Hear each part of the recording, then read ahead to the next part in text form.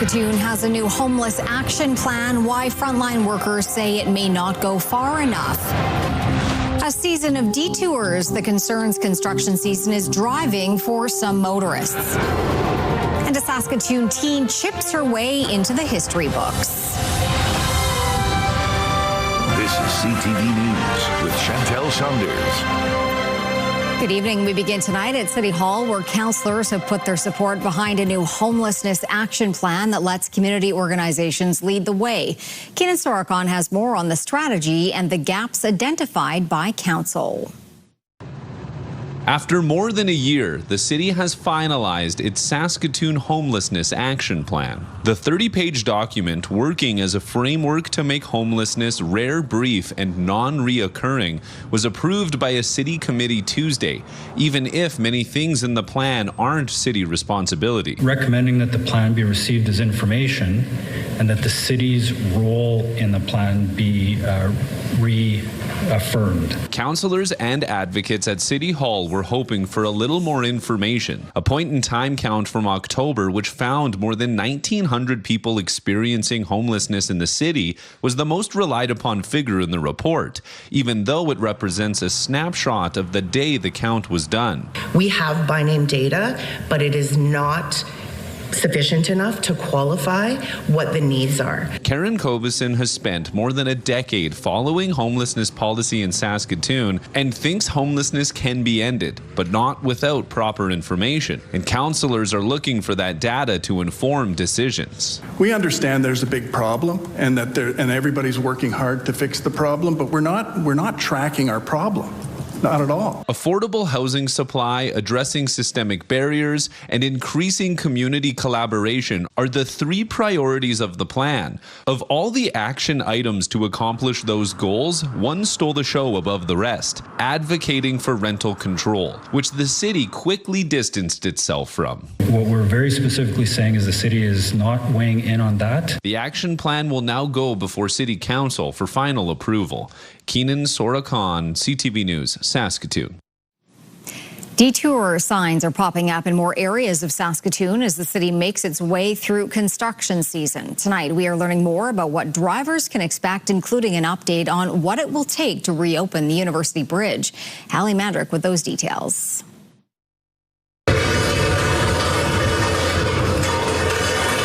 Construction season is well underway throughout Saskatoon. Various roadwork projects like the University Bridge, College Drive, and portions of Circle Drive have become the norm for Saskatoon motorists and pedestrians. The hospital has been a bit of a issue for me getting in and out of there and trying to get to my massage. So if I lived in this area, I would be very frustrated.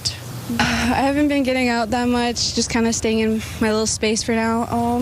Really, it's just getting caught in traffic is the big problem. According to the city, a delayed start due to weather has resulted in a busier than normal construction season. It wasn't maybe as gradual as we typically see it.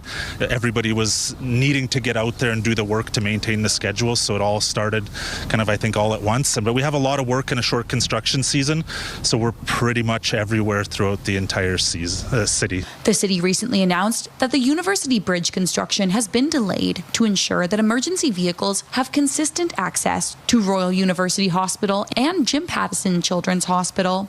The road is currently only open to emergency vehicles and will be open to the public once multiple lanes are available for traffic moving in each direction.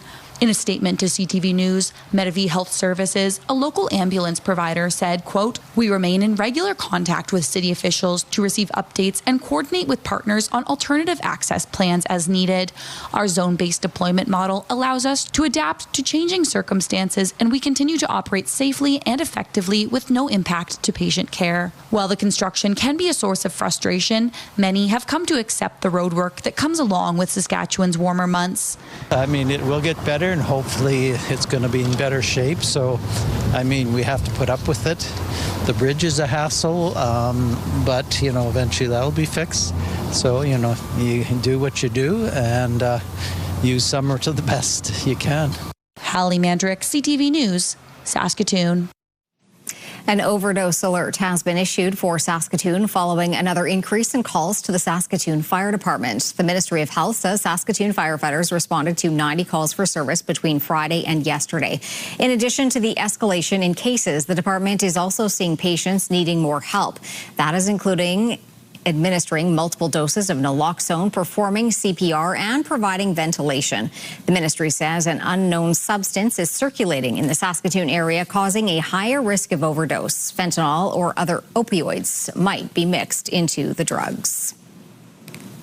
Organizers of a fundraiser say they've raised enough money to return the body of a Regina man to India after he was killed in a two-vehicle crash on the weekend. An organizer says the money raised through a GoFundMe for the family of Bhishma Rajaguru to repatriate him. That can't happen until autopsies and tests are complete. The 22-year-old died in a crash on Highway 11 near Lumsden on Saturday, along with Saskatchewan Roughriders linebacker Jaden Dalkey, who RCMP say was driving in the wrong direction at the time. Alcohol and cannabis were found in Dalkey's vehicle, but it's not clear if that was a direct factor in the crash, with toxicology reports still pending. A 33-year-old woman has died after a collision between a vehicle and a pedestrian. At about 3:45 Sunday morning, Rosthern RCMP were called to Highway 212, about 8 kilometers west of Duck Lake, where a pedestrian had been hit. The victim was from the Beardies in Okemossis Cree Nation. The driver of the vehicle stayed at the scene. RCMP are investigating what contributed to the crash. 3 people from Estevan are dead after a crash in the Maple Creek area yesterday. RCMP say the crash happened near Piapot when an SUV crashed into a semi parked on the side of the highway. 3 people in the SUV were declared dead at the scene. A 49-year-old woman, a 72-year-old woman, and a 75-year-old man, all from Estevan. A 4th person in the vehicle was seriously injured. The semi driver was not hurt. A man is facing charges after a City of Saskatoon truck was stolen. Saskatoon police say the vehicle was taken yesterday afternoon near Ontario Avenue and 36th Street East. Officers tracked the vehicle and found it outside city limits on Beam Road. The service's plane began following it from the sky. At one point, the driver got out of the truck and tried to run, but he was not successful. Police were able to catch up to him. The 44-year-old is facing a charge of dangerous driving and theft of a motor vehicle. A fire investigator is looking into a house fire in the Pleasant Hill neighborhood. Crews were called to this house in the 200 block of Avenue L South just before 11 o'clock this morning. They arrived to find smoke coming from the home. No one was inside during the fire and no injuries were reported. The cause, origin, and damage estimate are under investigation. Wildfire smoke has reduced air quality in the province's east, central, and northern regions. Environment and Climate Change Canada has issued an alert for areas that include Melfort, Tisdale, and Nipawin, up through to the La Ronge and La Loche areas, as far as north as Stony Rapids. The wildfire smoke can cause respiratory issues as well as irritation, headaches, and coughs. It's also impacting visibility. People are reminded to protect themselves and that conditions can change quickly over short distances and from hour to hour. As of this morning, 55 active wildfires were burning in Saskatchewan.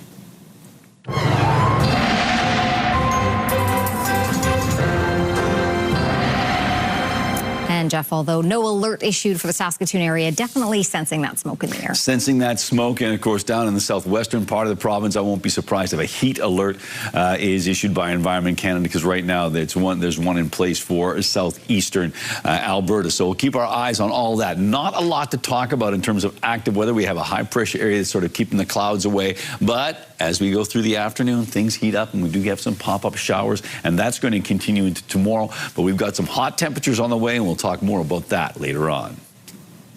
Premier Scott Moe is urging restraint in Canada's response to the latest American tariffs. He made the comment in PEI as Canada's premiers meet to work on a strategy. The latest tariffs hit a wide range of manufactured goods, including some made in Saskatchewan. Wayne Mantika reports. The newest American 50% tariff impacts a broad range of Canadian manufactured goods, from wine to hockey sticks. We need to stand up to the bully, and we need to hit him tariff to tariff. there is not a chance in hell that U.S. alcohol is going back on the shelf. Trump was angered by declining auto exports to Canada and removal of alcohol from store shelves in all provinces except Alberta and Saskatchewan. Premier Scott Moe prefers a tempered response. At the end of the day, why would you want to fight with your largest trading partner? Saskatchewan's NDP is urging Moe to stick with the group. You know, this is a time where Canada and the provinces should be united, and this is where Saskatchewan and Alberta are offside. Emma Crow-Snow works as a shipper for a small Regina wood products manufacturer. She is following the ever-changing tariff landscape. It was a good few days of just reading and learning and going over so many different government sites and web pages and documents. The latest tariffs have forced her employer, Sticks and Doodles, to stop shipping to American customers. Wood ornaments, it was a bit of a shock to see them on a list next to hockey skates and cement and all kinds of things. And so, we have to make adjustments. There may be some disagreement among premiers on how to deal with Trump tariffs, but the focus of this week's meeting will be on building a united front. Wayne Mantika, CTV News, Regina. Tens of thousands of people are expected to make their way to the Langham area this week for Ag in Motion, one of the largest outdoor agricultural trade shows in the country. From the latest farm equipment to cutting-edge technology, the event has become a one-stop shop for producers looking to see what's next in agriculture. Carla Shinkaruk was at the event and has more. The gates are now open for the first day of Ag in Motion near Langham, and over 30,000 producers, industry leaders, and visitors are expected to walk the grounds over the next few days. When we first started the show, we had 190 exhibitors and 10 food trucks, and now we have over 600 exhibitors plus several dozen food trucks. While the massive farm machinery always draws a crowd, one of the busiest areas this year is all about drone technology. Drones can be used for literally hundreds of uses. We used to do a presentation called 101 Uses for Drones. We've gone way past the 101. Every farmer finds a different use for a drone. They're used for everything from monitoring field conditions to spraying, bug treatments, and more. Weber says a big reason for the growing interest is recent provincial and federal changes to drone licensing. In Alberta and Saskatchewan, we have that available, so you can get an RPAS pesticide applicator certificate now, and that is necessary if you're going to spray someone else's field. If you're spraying your own field, you still need to be licensed to fly the drone in the first place because it's so large. It's not just new tech turning heads here either. One company is showcasing a new variety of wheat.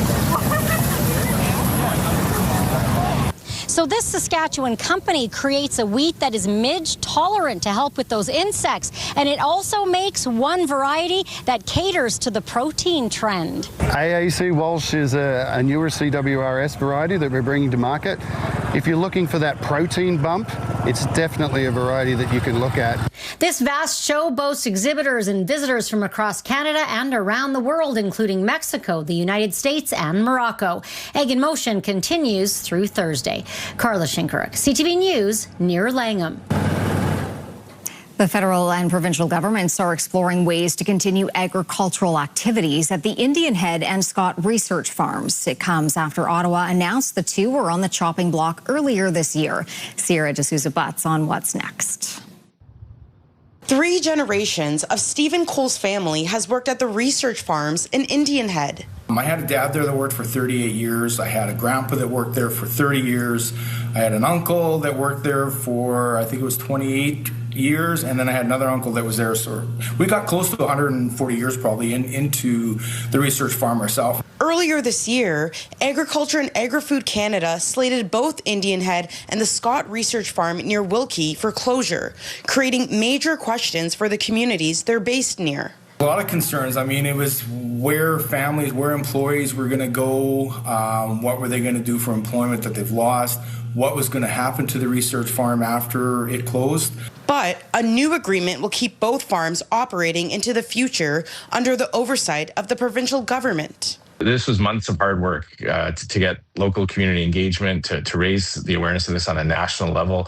The federal opposition, province, and the Indian Head community all agree the research farm allows Saskatchewan to stay competitive in the ag market. The local community was engaged to try to save this site and the jobs that come with it and the benefits to the agricultural sector.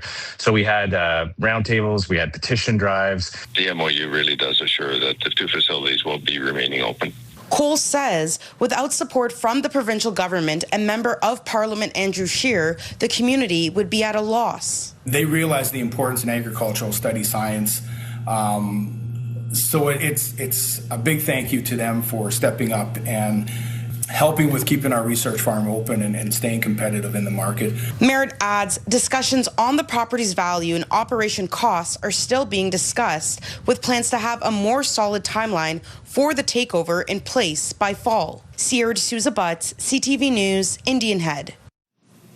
A 16-year-old Saskatoon golfer has etched her name into Saskatchewan golf history, joining her mother as the first mother-daughter duo to win the Saskatchewan Amateur Women's Championship. Now she'll compete on the national stage with the Canadian Women's Amateur Championship in Toronto. CTV's Stacey Hine with that story. It's been a summer of big swings and even bigger results for Grace Odnakon, who's captured 3 provincial golf titles in just 2 weeks.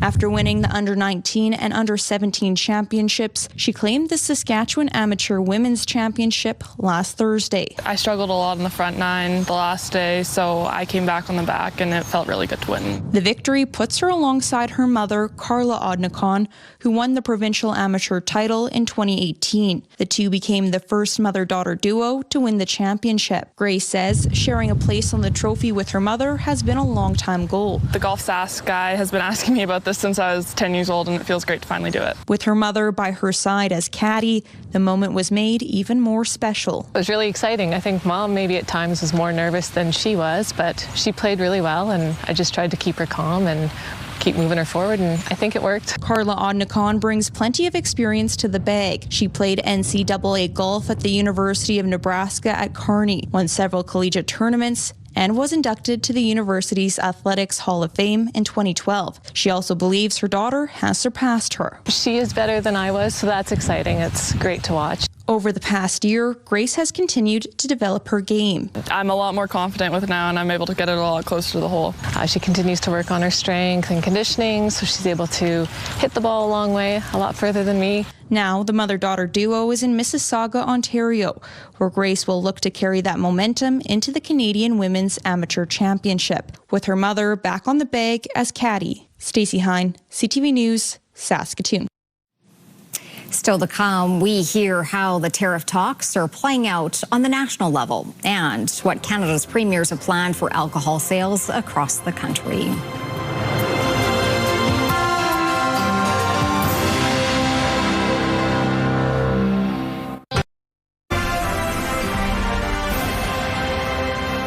You're watching CTV News Live from downtown Saskatoon. Thanks for staying with us. Back to the trade war ramping up between Canada and the U.S. Mark Carney and Donald Trump have agreed to intensify trade talks. It comes after the White House threatened to impose a 50% tariff on $28 billion worth of exports. Judy Trin with what moves the Prime Minister is considering. A source close to the government tells CTV News the Prime Minister was caught off guard by the announcement of new 50% tariffs. I spoke with President Trump earlier this morning. We agreed to intensify negotiations in the coming weeks. The tariffs will impact more than 500 additional products, from hockey sticks to wine to cement. That's about 5% or $28 billion worth of Canadian exports. Only response to the way they've treated our farmers and our people. Canada's been very, very tough on us over the years, for many years, and no other president's done anything about it. I mean, in all fairness to them, they need us to survive. The opposition leader says the new duties are unjustified and wrong, and is calling for all parties to work together to prevent them from happening. The Carney government has already made several concessions. It's splitting revenues on the Gordie Howe Bridge before it recoups the cost of building it. The digital services tax has been scrapped, and the Online Streaming Act rolled back. But the Trump administration says irritants like the provincial alcohol ban and supply management in the dairy sector remain. things that do not fundamentally commit to resolve these issues, maybe just talk about them some more. And for us, we want them fixed. Carney wants debilitating tariffs on steel, aluminum, and autos removed, and CUSMA preserved, but says putting U.S. liquor back on shelves will be up to the provinces. The decision to change that, first and foremost, will be taken by the provinces themselves, each individually, and should only be taken, in my judgment, as part of an overall agreement. Carney did not rule out retaliatory action, which a former Trudeau policy advisor says could be effective. There are approximately 500 products that they are applying tariffs to from Canada, none of which are oil, none of which are critical minerals, the things that they know that if the costs of astronomically rise, that it will drastically affect their industry. The Carney government will have less than a month to negotiate its way out of these new U.S. tariffs. They're set to take effect August 19th. Judy Trin, CTV News, Ottawa. 9 of Canada's 10 provinces have signed a landmark agreement to expand direct-to-consumer alcohol sales across the country. That's in lieu of putting American alcohol back on the shelves. CTV's Maria Saru on how Trump's tariffs are shaping the agenda as premiers meet in Charlottetown.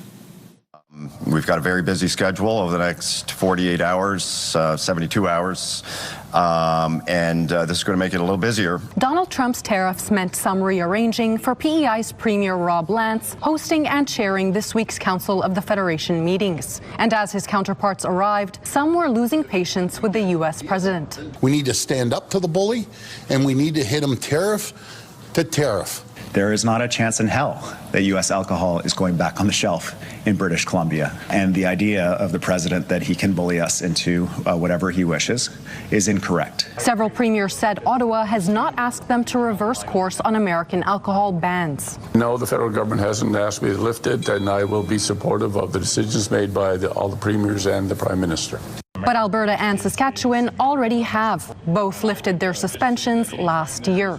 I want a trade agreement with the United States of America. They're our largest trading partner, have been for all of our life, yours and I's, and likely will be into the future. At the end of the day, why would you want to fight with your largest trading partner? It's ultimately a province-by-province decision, but some are calling for a united response and a clear direction from the Prime Minister before new tariffs take effect in about a month. Quebec's economy is really impacted by the tariffs, and we'll need to adopt a strategy. We need a plan moving forward.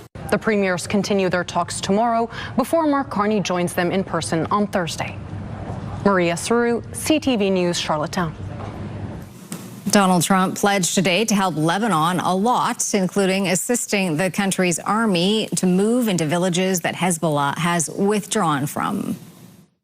We have some very concrete plans already in store for that, with others going in and helping. But they're also becoming much more self-sufficient. The U.S. president spoke during an Oval Office meeting with his Lebanese counterpart. He was there to present a plan on how to disarm the Iran-backed militant group and secure Israel's withdrawal from his country. Trump said he would speak to Hezbollah if Lebanon wants him to. After the meeting, he announced that American commercial aircraft can resume direct flights to Lebanon for the first time in more than 40 years.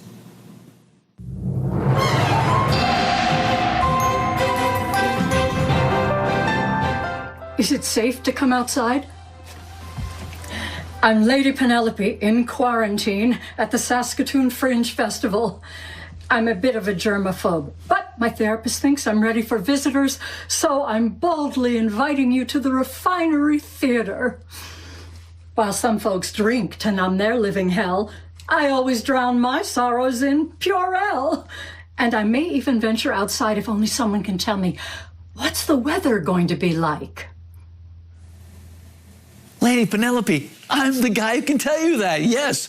Lady Penelope, Penny Pager, The show is coming up at the Refinery, not the Broadway Theatre, but of course the Fringe is all surrounding the Broadway area. And we can tell you that this is still about 10 days out, so this could change. But right now it looks as though we've got ourselves a hot day, but there's still a chance of showers for Friday the 31st. That is the first time you can see Lady Penelope in quarantine at the Refinery during the Saskatoon Fringe Festival. So that's coming up on Friday. The Fringe itself opens on Thursday the 30th. And so, as I say, 29 degrees is going to be a hot one. And 25thstreettheater.org is where you can go to get all your Fringe information on this show and other shows. 24 degrees right now in Saskatoon, 23 in Prince Albert, and 22 in the Battlefords, and not particularly windy in all three locations. Taking a quick look at Saskatoon's almanac today, seasonal temperatures, 25 degrees is what we hit today. 38 was the record. That was set in 1929 and tied for the cold temperature record on this date from 1892 and 1904. That was 5 degrees. And the sun is going to go down at 9:14. Coming up, providing a voice for Saskatchewan women, we meet a contestant in an upcoming Indigenous pageant.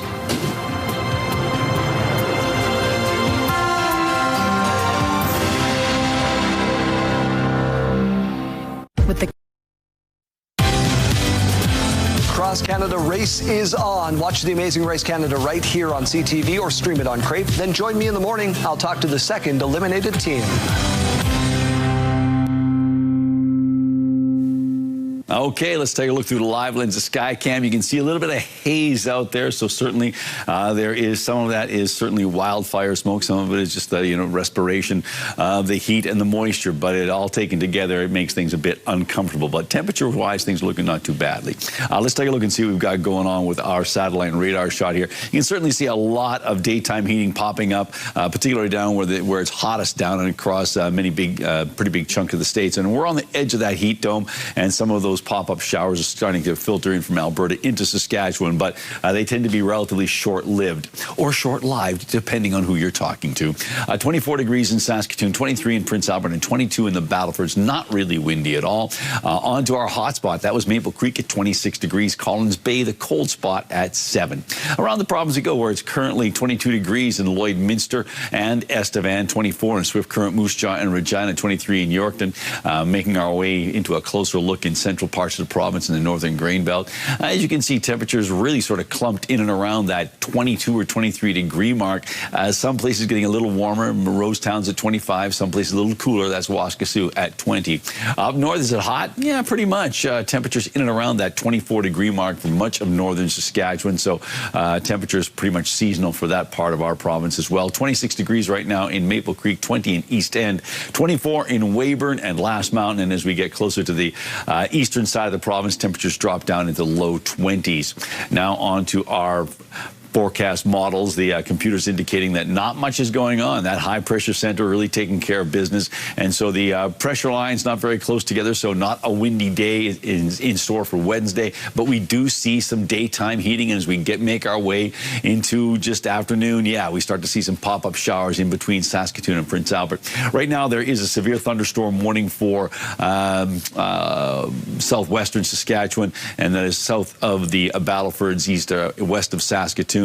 As we take a look at what's going on around the province for tomorrow, temperatures of 28 degrees for La Ronge, 27 in Buffalo Narrows and Key Lake, and 24 for Stony Rapids. A similar temperature pattern, a little warmer though, I should say. Kindersley and Rosetown expected to hit around 30 degrees tomorrow in west central Saskatchewan.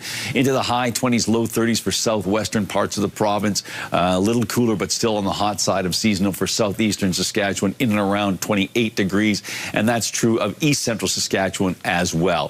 The Battlefords tonight dropping down to 13 degrees with a chance of showers and a risk of a thunderstorm, 28 degrees, and then staying hot for the next 7 days. You can certainly see that. Look at that Saturday, 30 degrees, 28 on Sunday. Prince Albert dropping down to 12 degrees tonight, 27 tomorrow, still a slight chance of showers, risk of a thunderstorm, and then warming up to 29 on Thursday, and then hanging around that 27 degree mark or thereabouts. Bit of an unsettled weekend in store. And Saskatoon's overnight temperature, 13 degrees with a slight chance of showers and a risk of a thunderstorm. Not much in the way of wind, and that's true of tomorrow as well. Southwesterly winds at 15, 29 for the high, and then for the rest of the 7-day forecast, temperatures basically, once we do the math, around 30 degrees, so hot temperatures to be sure.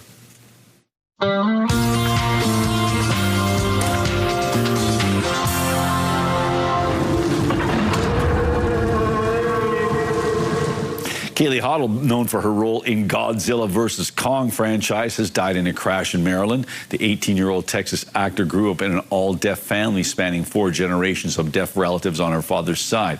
Her native fluency in American Sign Language was showcased in her debut film, Godzilla vs. Kong, where she played a deaf girl who communicated with King Kong through sign language. Hoddle's father shared a 22-minute video in what appears to be an airport captioned, "I am taking a flight that I never would like to take," to Facebook, expressing his sadness through sign language. The Toronto International Film Festival's lineup will feature world premieres for Chris Rock's drama Misty Green, as well as Peter Farrelly's Sylvester Stallone film I Play Rocky. More than 60 films will play in the festival's gala and special presentations. Organizers previously announced that Being Human, a film about the late disability rights activist Judith Heumann, would open this year's festival. TIFF runs from September 10th to the 20th.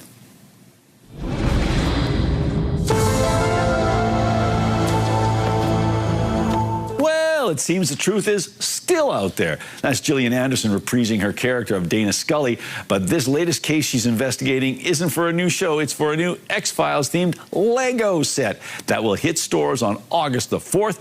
But make sure your wallet wasn't abducted. The X-Files Lego set costs $270. Just in time for Christmas. There you go. Wisely planned. Mm-hmm. You know what's free, though? Pick of the day. Okay. You know what? You're right. Here they come, free of charge, 3 lovely photos. This one, we love this one. And you know what? Rhonda in Lanigan tells us, my favorite flowers. And it's a great overhead shot. You can see, I'm not sure if those are Rhonda's painted toes there, but yeah, some lovely lilies there. So thank you for sharing that, Rhonda. Next, from James Herrick. Hi, Jeff. I took this at a Division I rugby game between the Saskatoon Badgers and the Saskatoon Crems. My nephew, Mark, plays for the Badgers. He's got his arms up in the air in the photo. And then James also tells us the Badgers were victors by a 10-point margin. Okay. And finally, from Clay, the sunset at Greg Lake. And this picture came in to us last night, and interestingly enough, I don't know if we've ever had a picture from Greg Lake, but I was just at Greg Lake yesterday. So it's like ironic that we got a picture from them. So thank you, Clay, for that image. Yes, Greg Lake has amazing sunsets. And we'd like to say, if you've got a sunset to share with us or some other picture of critters or kids, well, you can send it to cfqcnews@ctv.ca. Still to come on CTV News, in the spotlight, we meet a woman lending her voice to an Indigenous pageant, what being in the running means to her.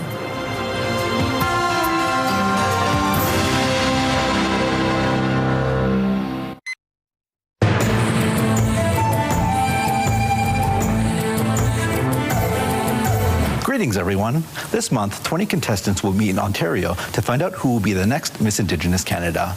The competition focuses on character, community service, and cultural involvement. 4 women from Saskatchewan will be making the trip, including one from the Chickasaw First Nation. Regina Delaclute brings us the story.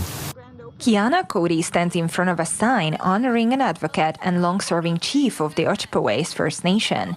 And just like Margaret Bear, this 27-year-old law student is set out to achieve great things. My focus, especially running for Miss Indigenous Canada, is always about promoting philanthropy and charity and always giving back. She was selected out of roughly 100 applicants from across the country to represent her community at the 2026 Miss Indigenous Canada pageant. Every time something comes out of her mouth, it's always good. It's not negative, and it's always, in the name of peace, in the name of sharing and getting along. For Kiana, the pageant is about more than just beauty. As a final year law student at the University of Saskatchewan, it's a platform for her advocacy. Bringing it to the platform of our important issues such as MMIWG and also like the high incarceration rates we have as First Nations people in our jails, and also helping reframe the narrative of justice. Supporting her is Chickasaw First Nation, who are fighting their own legal battle for the right to be recognized as its own people. There's leadership all over her, So, whatever she chooses, I'm sure she's going to be good at it. And whatever it is, she's going to put 100% into it. So God bless her. Kiana says she'd like to stay in the area to represent her people in the justice system. We have a saying in our family, it's not what the community can do for you, it's what you can do for your community. So it's really important for not only myself, but for my family members. Having already raised $10,000 for a Winnipeg charity, she's got every chance to realize her goal. For Indigenous Circle, I'm Frujina Daklut. If you have a story you would like to see in this segment, here's how to reach us. You can contact me by email, and you can also watch past episodes and segments of Indigenous Circle on our CTV Regina and CTV Saskatoon websites. Indigenous Circle, brought to you in part by Saskatchewan Indigenous Enterprise Foundation, growing the First Nation entrepreneurial spirit. When we come back, we check in with the Riders ahead of their next matchup, and RCMP offer a surge of support for two youngsters who have taken command.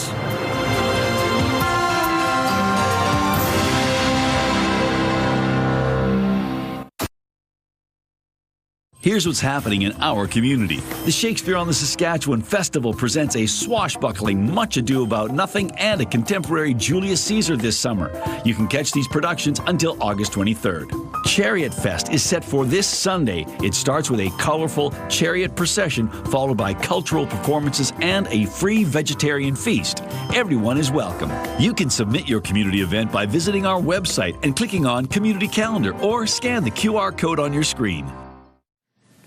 Okay, let's take a look at our rural forecast for tomorrow. And right now, things are looking hot again. And it looks like they're going to be staying hot. So let's take a look at these temperatures. Look at that. 27 from Meadow Lake and Spiritwood, 29 in Kindersley, 30 for Outlook, 27 from Melfort, 28 for Hudson Bay. So yes, lots of high 20s, low 30s. And is it going to be hot down south? Well, let's take a look. And the answer is yes. You've got temperatures at or above 30 degrees for a few communities. And even as we make our way towards the eastern side of the province, temperatures don't exactly drop off big time. 27 for Kenora and Broadview, 26 in Carlisle. A lot of places hovering around that 28 or 29 degree mark. And does that include Elbow? And the answer is yes, it does. Partly or mainly cloudy skies for Elbow tomorrow. It will feel a little warmer. There's a little bit of humidity out there, so it'll feel like about 32 degrees. And winds are out of the southwest at 15. And Elbow is one of those places where internet plans of up to 1 gig are available from SaskTel. The Riders will face the Elks for the first time this season on Thursday, and that means the defense will have the task of trying to limit Edmonton running back Justin Rankin, who's become a top performer so far this year. Jacob Carr on how the Green and White are preparing. Slips this one out. Rankin trying to get there on second in a couple. He'll get it all! Touchdown, Justin Rankin! CFL fans have been seeing a lot of magic from Justin Rankin this season. The Edmonton running back currently leads the league in rushing touchdowns with 6 and is just 2 yards behind Calgary's Dedrick Mills for the rushing yardage lead. None of this success comes as a surprise to Rider head coach Corey Mace, who faces the question of how to contain Rankin this week. When Rankin first came in the league, even when he wasn't, getting all the stardom that he has now, those were some long film sessions trying to figure that same question out. And those on the field tasked with stopping the dynamic Elks running back, like linebacker Josh Woods, say they have seen a leap in Rankin's game this season. I see a lot of confidence. I mean, he's it's almost like video game to him. The moves he's making, the cuts, the confidence that he's showing.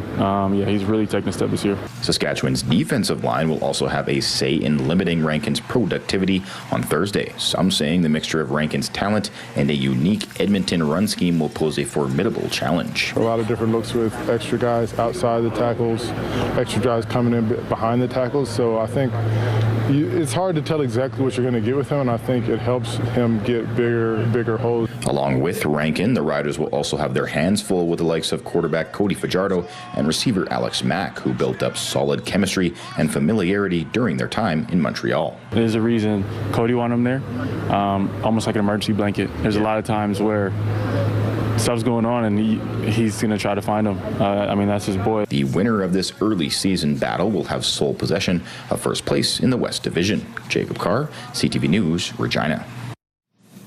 The cost of the U.S. tariffs, both past and present, don't just affect Canadians, but Americans too. CTV's Adrian Gobriel on what it means for our bottom line.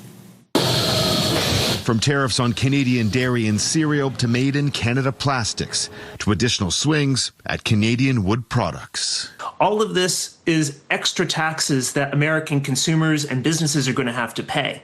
The tariff campaign launched by the Trump administration in early 2025 has upended North America's integrated trade relationship, rocking once reliable supply chains while inflating costs for consumers on both sides of the border. Trump's tariffs thus far are estimated to be costing the average U.S. household between $1,400 and $2,400 Canadian dollars annually.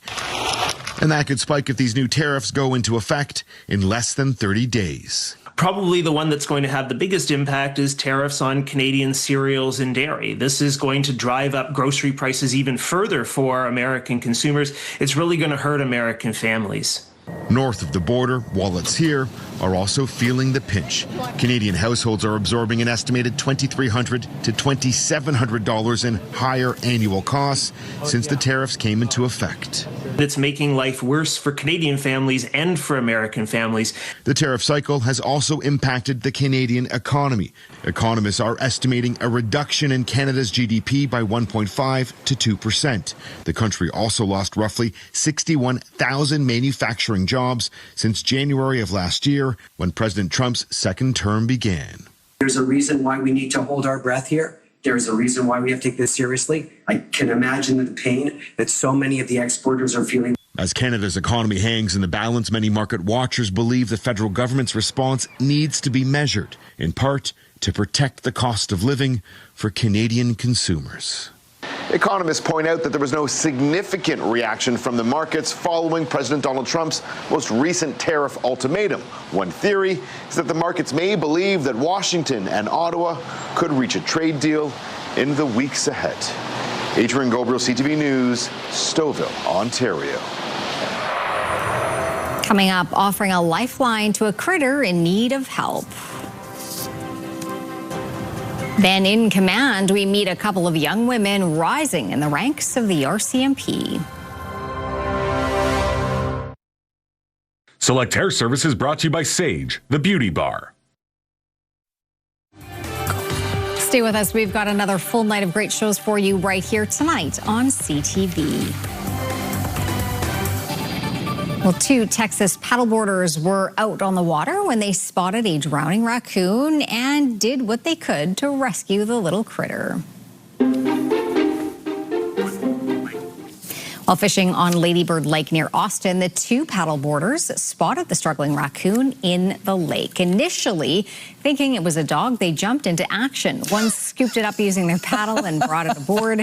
From there, the critter ran the gamut of emotions. It seemed scared at first, then got curious, even trusting, crawling under the man and riding out the rainy weather beneath him. Once they arrived on shore, though, took off and never looked back. But happy to be safe, I'm No sure. kidding. Yeah. That's pretty wild. It is. No pun intended, yeah.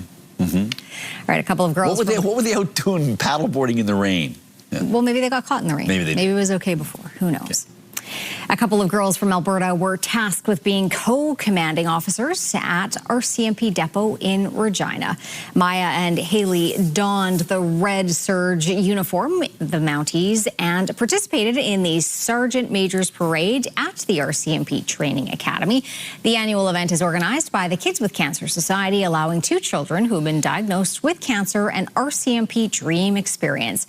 The girls flew in the RCMP helicopter and airline and were shown many parts of the cadet training program at Depot Division. It was a lot of fun. We got spoiled. We got stuff that not many kids could get to do. And it was just a fun experience to remember for a lifetime. The program is intended to build happy and positive memories for these young cancer survivors. And that would be a hard job, but I think they did a great job. I think they did just fine, absolutely. Yeah. Maybe a little warm in the Surge on a day like today. But everybody else is in short sleeves. Yes, there you go. They are. Chance of a lifetime, though. Indeed. Hey, just a quick update on our storm situation. Right now, there's still a severe thunderstorm warning in effect in and around the Kindersley area, so we'll keep our eye on that. No other warnings or watches are in effect in the province. And quickly, if we got time for this, yeah, tomorrow it's going to be hot again, but not particularly windy. Thanks for watching. Have a great night.